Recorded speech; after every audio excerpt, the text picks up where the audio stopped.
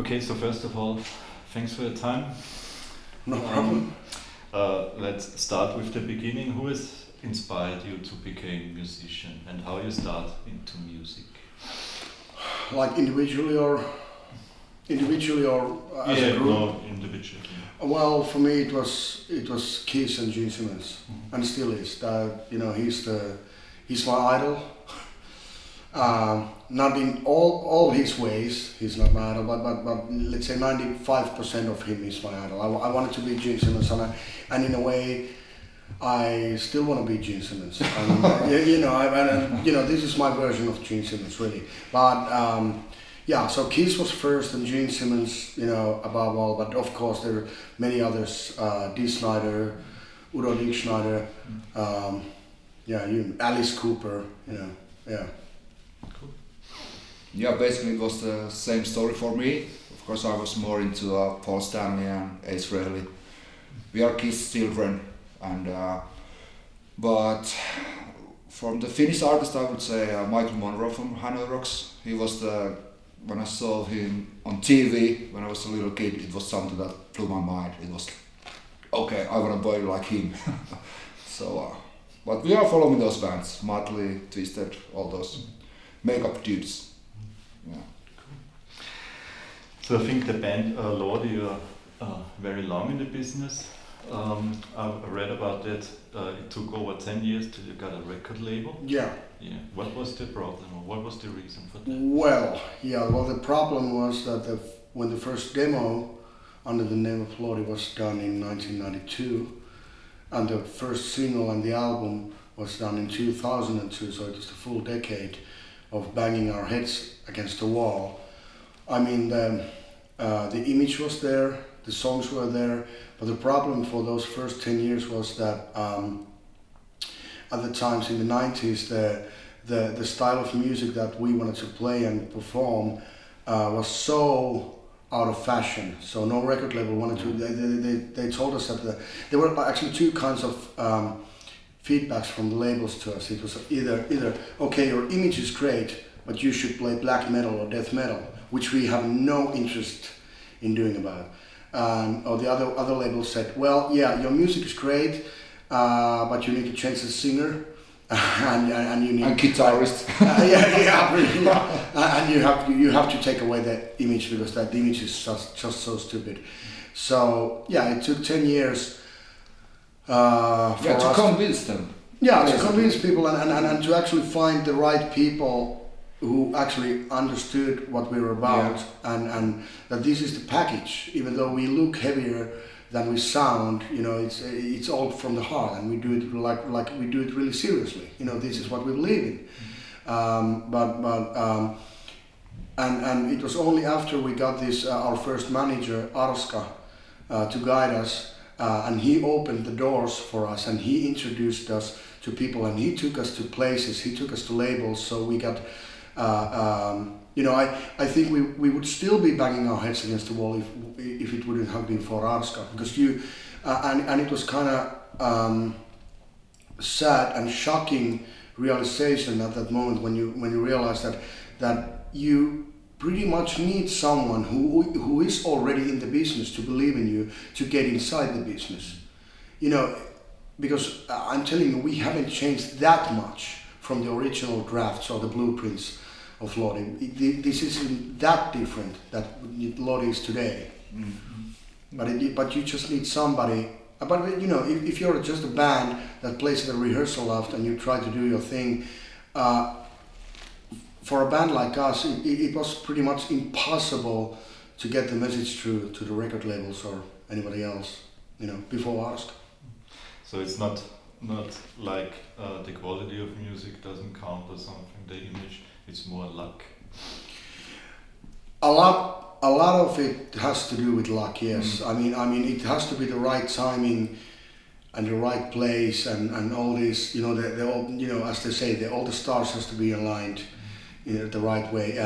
Of course, I still want to believe the cliche that a good song will get out no matter what. But then again, really, but that is just a fantasy, because realistically speaking, I know that just mathematically, if you think about it, there must be gazillion world's best songs out there in the rehearsals lofts and garages today with bands playing that never get out. You know, there are unfound talents everywhere around the world, but if they don't have the right people to you know, and if they just don't know how to get the message through, how to get to the record labels, and you know, so they will remain unfound. And that is the sad fact of the. So yeah, you need luck and you need contacts. So like you mentioned your image before, you have a very and with all the horror masks, do you develop the image at the beginning of your career?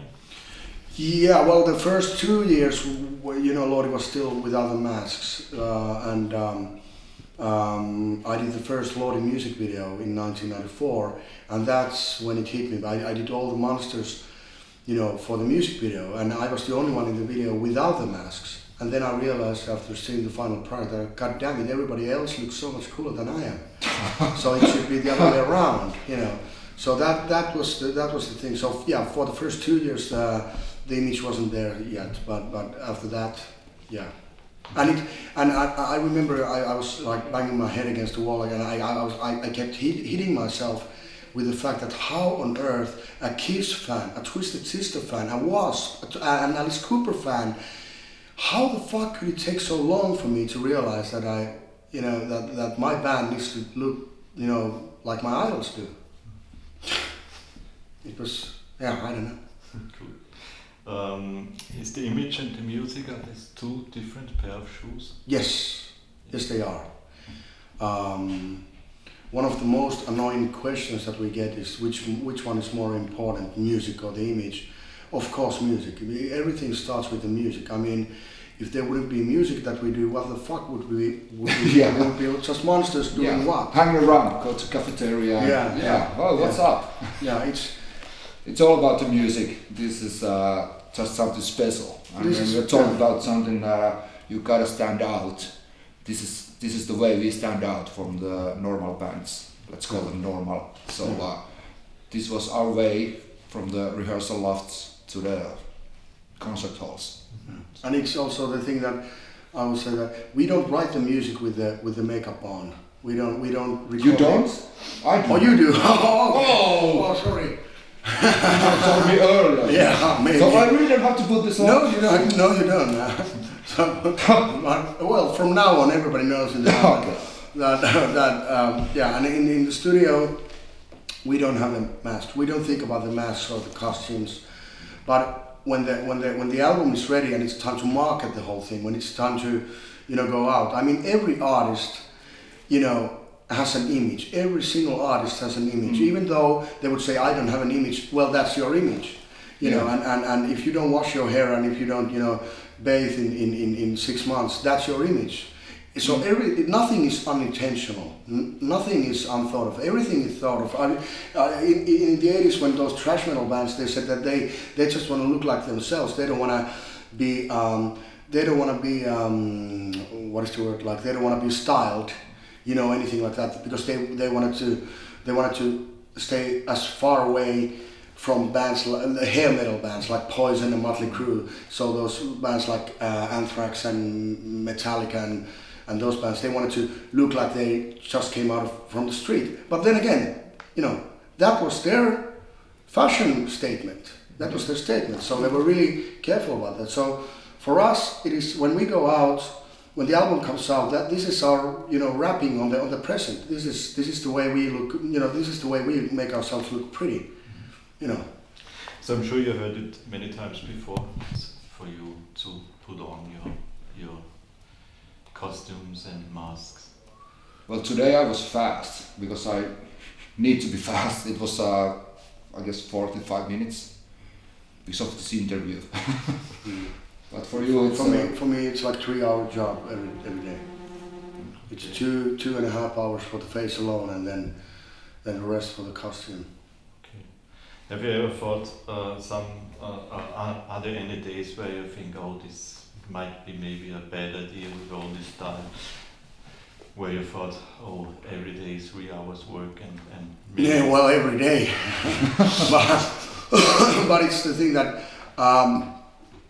well, this is our thing. This is our calling card. We very well know and we are very well aware of the fact that without this image, without these masks, we would be still trying to find the record deal. You know, that is one of the main factors. It's just this is who we are. This is Lordi. You know, so But of course, it would be a lot of easier to wear jeans and t-shirt, go on stage and get off the stage, and you can go home or to the bar. Yeah. For us, it's like 8 hours for one show, preparing like 4 hours and show 2 hours, and then until we are human again. It's 2 hours minimum, and so it's a working day for us. Yeah, and especially at festivals when there are a lot of other bands. Obviously, usually at festivals there are other bands too.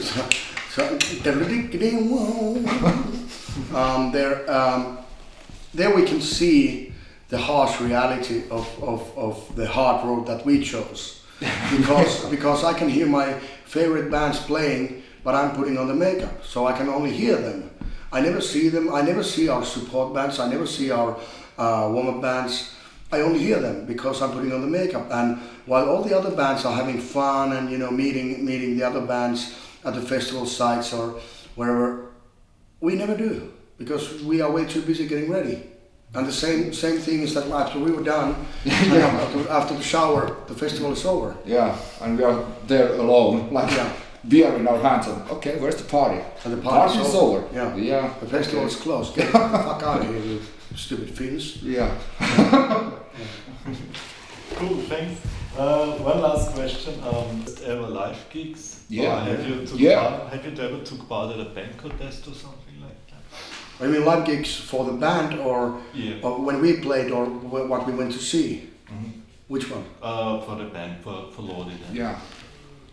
Yeah, our first show. Well, Lordi's first, of course, you know, everybody in the band played in other bands before Lordi, but Lordi's first show was something that we already had the plan years and years ago that this band is something that we will not go for our first shows to play in some small clubs and just, you know, in the corner of a pizza place, you know.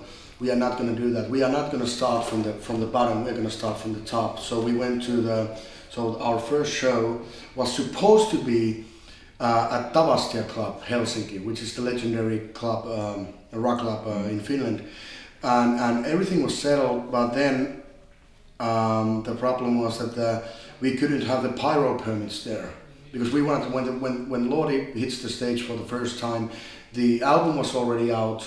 The single was already out, the video was already out. We waited for the album to become gold status, and then that's when we do the first show, and that's what we did. But the Tavastia, the club couldn't allow us the pyro permit, so we changed it to Nosturi, which is another